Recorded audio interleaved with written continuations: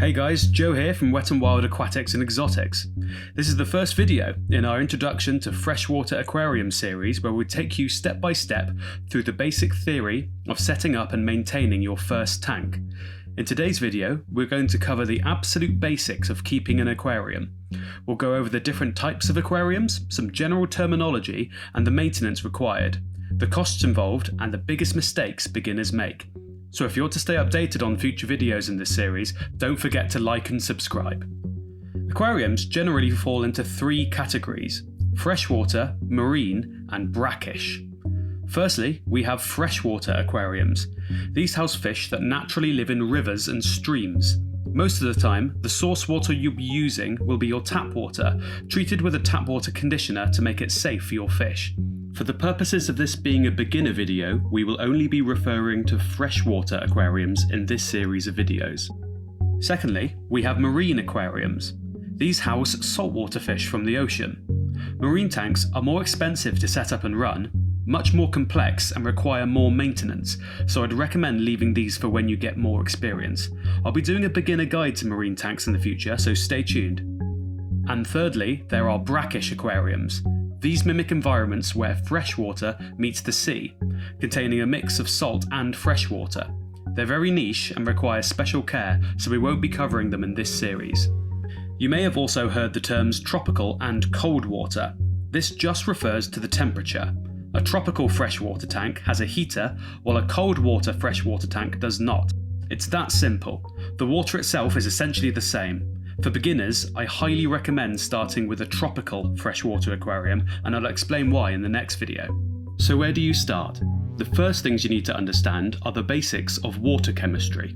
Don't worry, you don't need to be a scientist, but knowing how water quality affects your fish will help you avoid issues like fish deaths and algae problems. You also need to consider the requirements and compatibility of the fish you want to keep. Not all fish thrive in the same water conditions, and some don't get along with each other. Researching your fish before you buy them is absolutely crucial.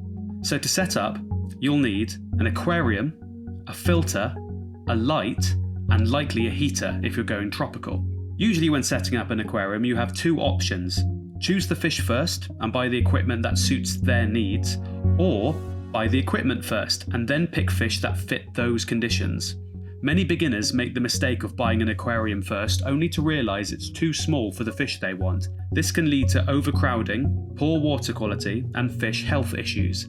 Doing your research first will save you money and frustration in the long run, and this is especially important to people who've inherited or been gifted an aquarium. So the main task in aquarium maintenance is performing water changes. This involves removing a portion of the tank water, around 25%, and replacing it with fresh, dechlorinated water. This is typically done once a week, though larger, less frequent water changes can work too. Other routine maintenance includes cleaning algae from the glass when needed, cleaning or replacing the filter sponges, doing water tests to understand what is happening chemically in your tank, and feeding your fish daily. I will be covering a detailed maintenance guide in a future video, so keep an eye out for that. So how expensive is it? Needless to say, compared to other pets, the initial cost of an aquarium is quite high. However, smaller tanks are cheaper to set up and maintain than larger ones, and with proper care, an aquarium can be a beautiful and lasting feature in your home. Electricity costs will depend on the lighting, and nowadays LED lights are very energy efficient and only need to be on for 8 to 10 hours a day. Filtration. Filters do run 24/7, but they use very little power with low wattage pumps built in. And heating. This uses the most electricity. However, these heaters have thermostats built in, so they only turn on when needed. So if your room temperature is close to your aquarium's temperature, it won't use much power.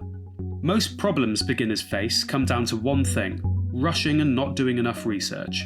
Sudden changes, overstocking, and not understanding water quality are the biggest causes of fish deaths and tank failures. A key piece of advice is that you are keeping the water in the aquarium, not just the fish. Nearly all problems with the fish stem from poor water quality, and if you take care of the water, the fish will take care of themselves.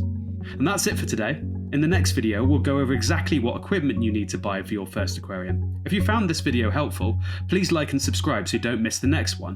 Thanks for watching.